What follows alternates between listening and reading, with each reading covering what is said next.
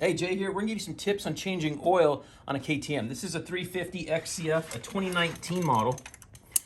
Most of the 250s are similar. You have to get a wrench in here. I do this first, and I'm pulling back on the washer right here.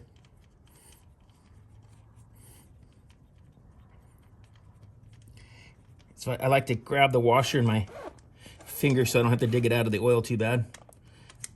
You can put gloves on, and of course it fell, but I got it quick. Now this one's gonna need a new washer. Washer's really destroyed, so I'm gonna, usually you can get quite a few changes, but I have another washer, so we'll change that out right now.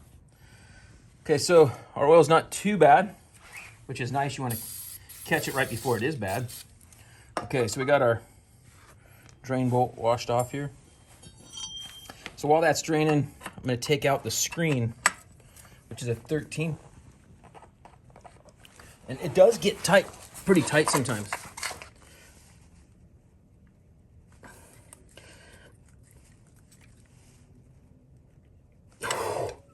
Way tight. I think the guy that did this last is a bad man. Ooh. Now, I'm gonna give you a trick, which I'm sure the guy that did this last didn't do. I'll tell you right now. Is we put a little grease on these threads and on this O-ring.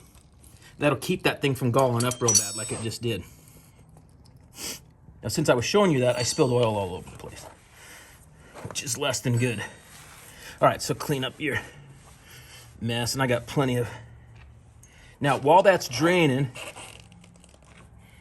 I'm gonna go get our new washer. I got our new filter here. We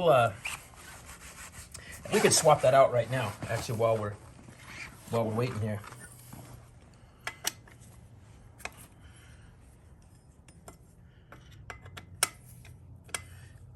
This is an 8. Now also on this drain bolt, I'll just show you right now, the drain bolt's right here. I like to use a 6-point wrench. And I do it all by hand. I put it in my hand. You don't want to ruin those threads, and you don't want to get it too tight. Now when this comes out, you lose a little bit more oil. Now sometimes this little O-ring right here can go out. And it's okay right now. You'll notice when it becomes too big, it'll kind of flop and you'll catch it, and you'll want to get a new one. Pretty simple deal. So as far as our screen, let me show you that a little bit. So I like to just contact clean it off. We're gonna need a new contact cleaner here. And then you can blow it off a little bit, and you have your screen ready to go. Now I'm gonna pull out the filter now. I didn't have some pliers over here. Now you can grab some pliers and just go backwards like that, or some needle nose. And then I'll usually throw it in a box and then go get rid of it appropriately.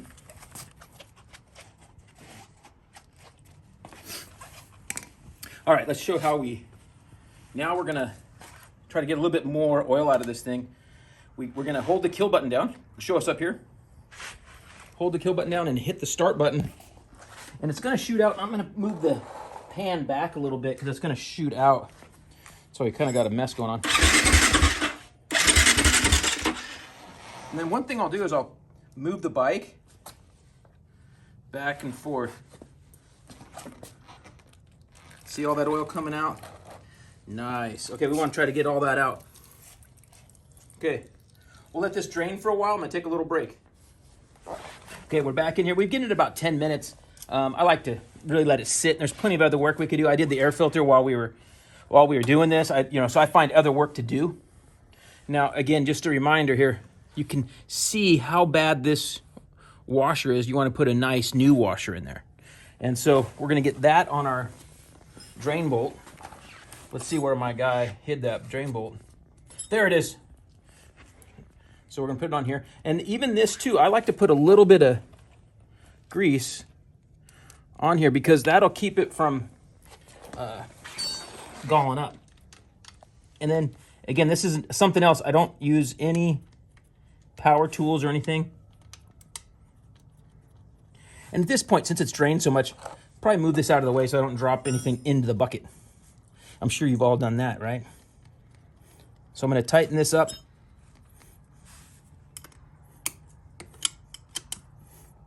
Now, I'm sure there's a torque spec for this, but not too tight.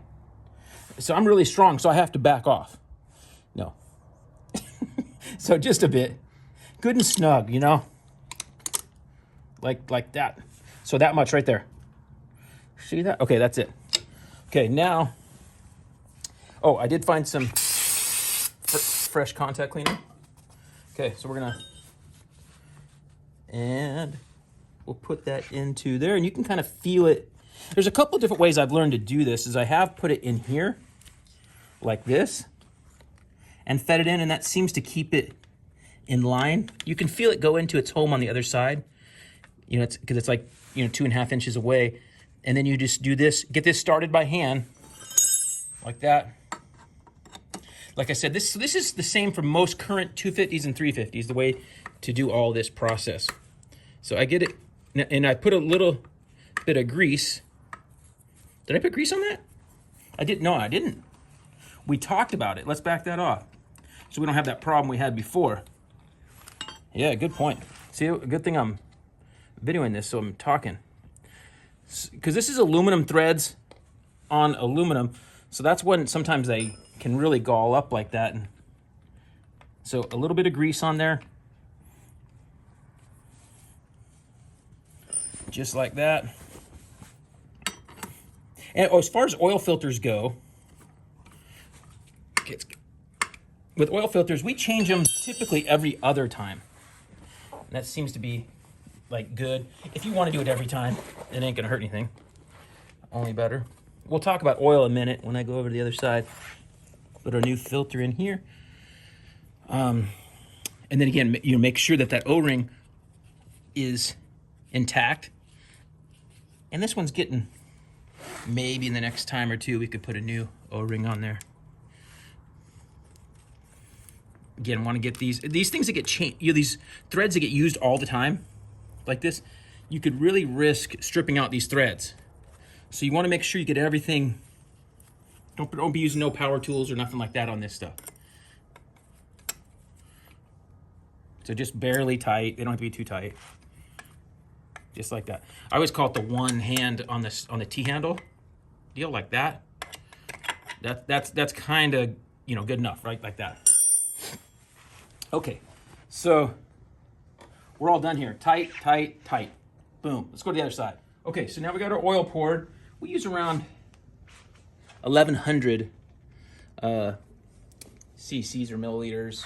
What are these here? Let's take a look. Milliliters.